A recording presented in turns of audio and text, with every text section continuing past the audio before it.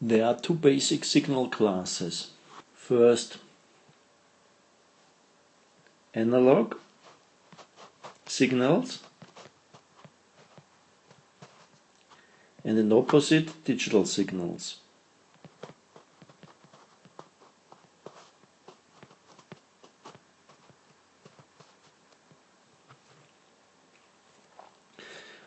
In case of digital signals, most times we will find binary signals.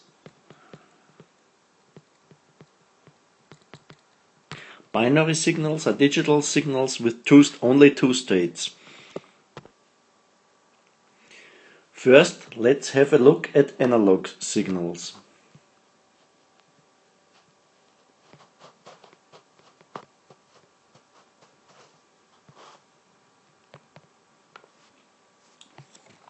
Analog signals represents the physical signals in the world around us. An analog signal is a continuous both in time and magnitude. The accuracy of the value depends only on the precisionness of the measuring equipment. An analog signal we can visualize in a diagram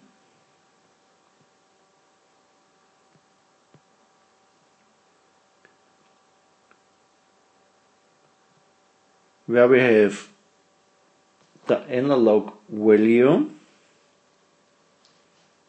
most times voltage, over time, and the analog signal is a continuum in time and magnitude. And analog signal we can register it with a measuring instrument, and the measuring instrument can detect the signal between a minimum and a maximum value. The resolution and the accuracy of the value, of the analog value, depends only on our measuring instruments, I mean the quality of the measuring instrument. At the opposite side we have digital signals.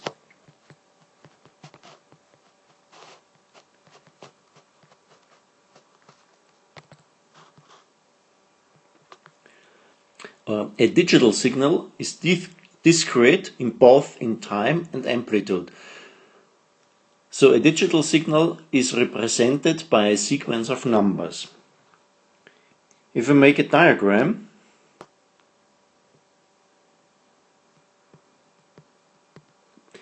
we have equidistant samples,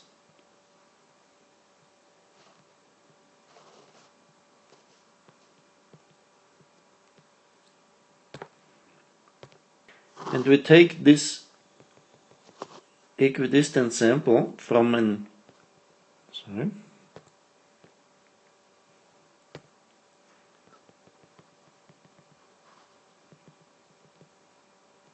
analog signal. We have only valid digital signals at discrete time points, but the red points are analog values because the value is of a continuum between a minimum and a maximum. Digital values we will get when we discretize the magnitudes, and digital value can only represent a signal at one of the orange levels. So the digital signals for this example will have the value. This depends on the measuring principle, on the conversion principle of the digitalization. We are assigning the higher value, then we have this digital value, here we have this digital value, here we have, let's say, the lower, if we have a statistical method, and now the blue axes are the digital values. And the digital values will be represented by a sequence of numbers. So each level is assigned a number. Let's say 0, 1, 2, 3, 4, and 5. And so we have the digital values between 1 and 5 for our example. Every time we have digital values, we need an encoding algorithm to get the value. Let's see an example. The first calculation engine at school looks like that.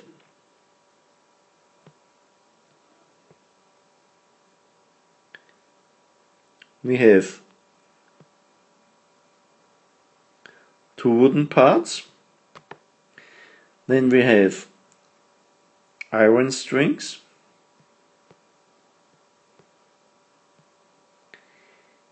and we have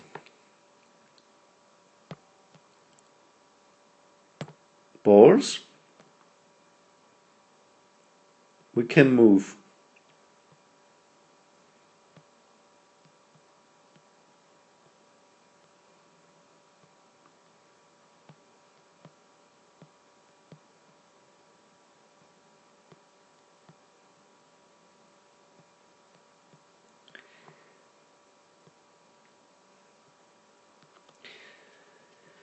And if we see that, we don't know what that means. We need an encoding algorithm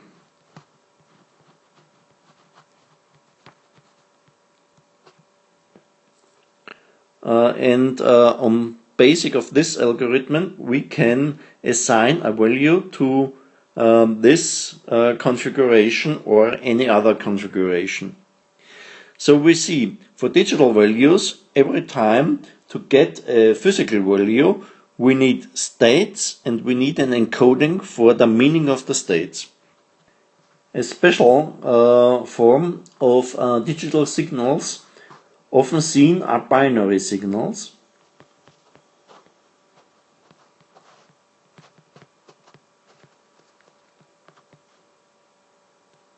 In computer electronics, we only are using binary signals, and binary signals are a special case of digital signals.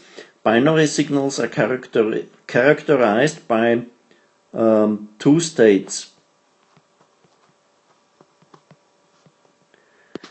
These two states are called high and low.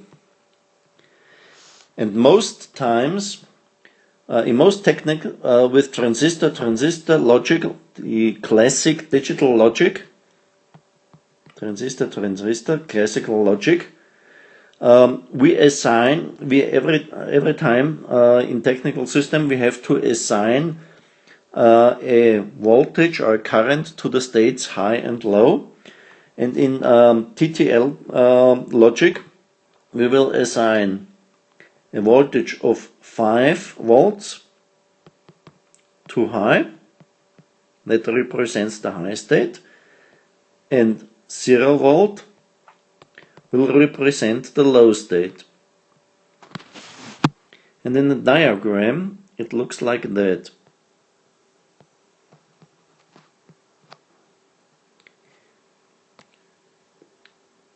We have the two areas.